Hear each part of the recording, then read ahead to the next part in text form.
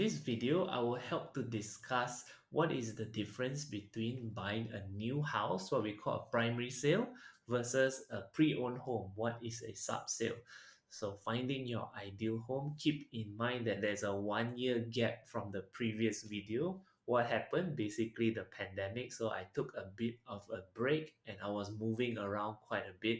I finally settled down into a new place, so I've decided to continue on now that the economy is starting to open up again.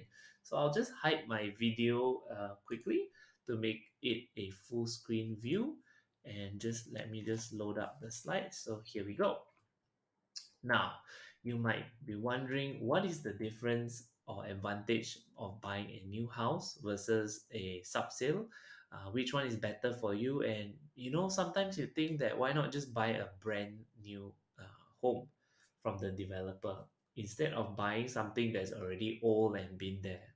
So there's cases to be made for both. These are the factors that we will consider them side by side to help you decide. So first one is transaction fees. Second one, price per square feet. The third one is completion risk. The fourth one is immediate rental income for investors. Fifth one, similarly, guaranteed rental returns, or what we call GRR. The sixth one is what you see is what you get. Seven, negotiation. Eight, warranty. Nine, history. And 10, what we call blank canvas. So I'll talk about this a little bit more later. So the first one is transaction fees. And this one, the advantage goes to primary homes, because usually if you buy a brand new project, especially during the early bird sale, developers often will throw in some extra bonuses such as rebates, free legal service, and free stamp duty. So these savings can be quite substantial, maybe sometimes even up to 8% of the total sale price. Okay, but if you buy a sub-sale home, obviously you have to fork out the additional expenses, and more details will be in the subsequent videos on how much exactly you need to pay. The second one, price per square feet. Now, this advantage goes to subsale because subsale houses offer better pricing per square feet, as they are subject to market forces with historical data for reference. So that is a good thing. However, if you buy from a developer in a primary sale, basically whatever the price the developer set will be the sale price. So what they are trying to do is they are taking the first precedence to set the market price for that development. Of course, whether that price holds or not, it will depend on the market forces later on once the project is launched and people start to move in. Okay. Next, completion risk. So this advantage goes to subsale as well, obviously, because subsale houses are not affected by any completion risk. I do advise that if the economy is a little bit volatile, beware of buying from developers who are new, who don't have any proven record, or sometimes they have a bad reputation and then they form too many shell companies to try to take on new projects. You do have to do a little bit of research.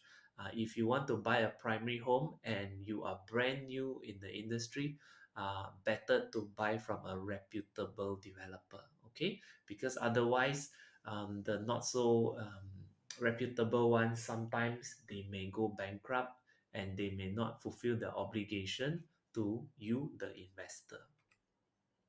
Fourth one is more for investors. So immediate rental income, obviously, if you buy a sub-sale home and you want to buy that house for investment reasons, you can specify and look for units that are already tenanted out.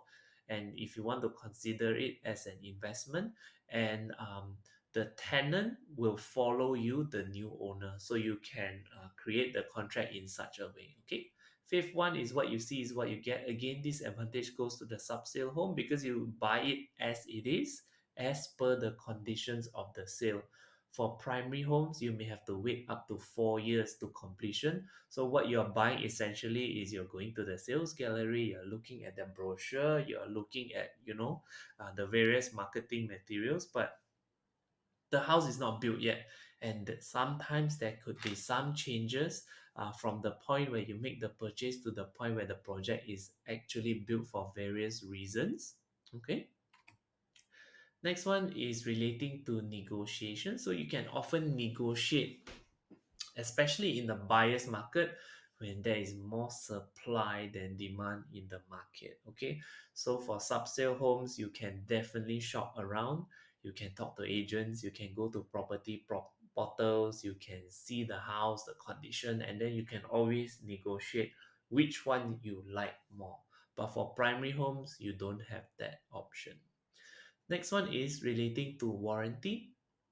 So primary homes offer a warranty known as a defect liability period of typically 18 to 24 months from the certification of completion, or what we call CCC. So normally when you collect your keys, they will tell you standard. Sometimes it's 18 months, sometimes it's 24 months. Okay.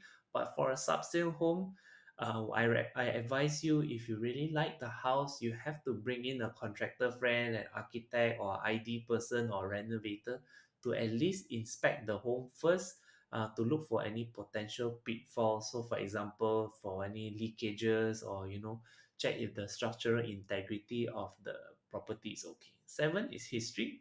So, with accumulated data, it is easier to calculate your projected return on investment to reduce risk associated to speculation. So sometimes if you buy a brand new house, a primary home, you really don't know like how much can you rent the house out for.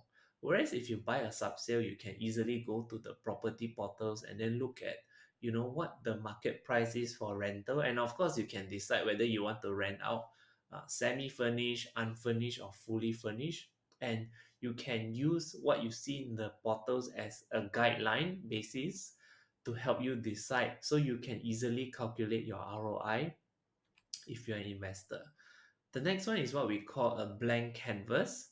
So this definitely advantage goes to the primary house, because with a new house, it is much easier to transform it into your home and you personalize it however you want. And you also have a lower cost of renovation. Okay, so once the developer passes you the home, you can go ahead and start your renovation, assuming that there are no defects. Whereas for a subsale home, especially if it's more than, like, let's say 20 to 30 years, if you buy, for example, a terrace house, you might have to replace the old pipes, the plumbing, or the roof. So that will cost you a little bit more. Or sometimes, because of the structure of the building, you can't simply just renovate it. You do have to check with the builder if certain things can be done. Finally, guaranteed rental returns. Some developers offer this to property investors, where sometimes they entice primary investors for a period of, let's say, 2 years, where once you buy the house, the developer will immediately credit you the rental amount regardless of whether the unit is tenanted out or not. Okay, so you do have to look out for this incentive. Some developers offer it, but some don't. Of course, if you buy a subsale, there is no such clause. What you can, however, is look for what I mentioned earlier, whether the house is tenanted or not, if you intend to buy it not for your own use but for investment reasons. Okay, some bonus tips. So rental returns I mentioned earlier, meaning how much you can rent out in comparison to the purchase price. So the recommended figure is about 3% returns per year, for your rental returns. And then for capital returns, what you're looking at is how much the property gains in value per year. The recommended figure is about 5% increase per year. Of course, these are all rule of thumb, assuming that the economic cycle is constant. But currently, we just recovering from the pandemic, and the economy is not so good now because there's a war going on between Ukraine and Russia. There's tensions between China, Hong Kong, and Taiwan. So there's a lot of things going on. There's also a global labor shortage. There's a global supply shortage as well for raw materials. So a lot of this can affect our housing market later on. Though we are in Malaysia, we're far away, but these are just typical figures. Please do read the news to get the latest numbers, or to get some projections from the property news. So bonus tip number two is always do your due diligence. So speak to people who are savvy with numbers. Google the developer and you know how well they are covered in the news. Check their social media pages. Check the forums. See what the conversation is going on. Of course, you do have to take the forums with a pinch of salt because negativity and criticism is quite you know it's quite rampant on all these forums, so you do have to go in with an open mind and then give yourself time to do the research and comparison.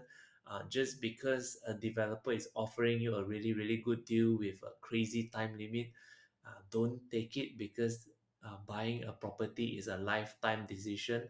Don't just rush into it. Okay, so bonus tip number three, primary versus subsale. What I advise you to do is, let's say you like an area, Petaling Jaya, TTDI, Kajang, Cheras, Kota Damansara, wherever the place is, just go through the all these 10 tips that I've shared again to discuss with your family or your other fellow investors, and just to help you decide where you are leaning towards before you look at projects. You look at whether you're more interested in a primary house, a new house, or a sub sale. Okay, so that's it for this episode. I will see you in the next episode.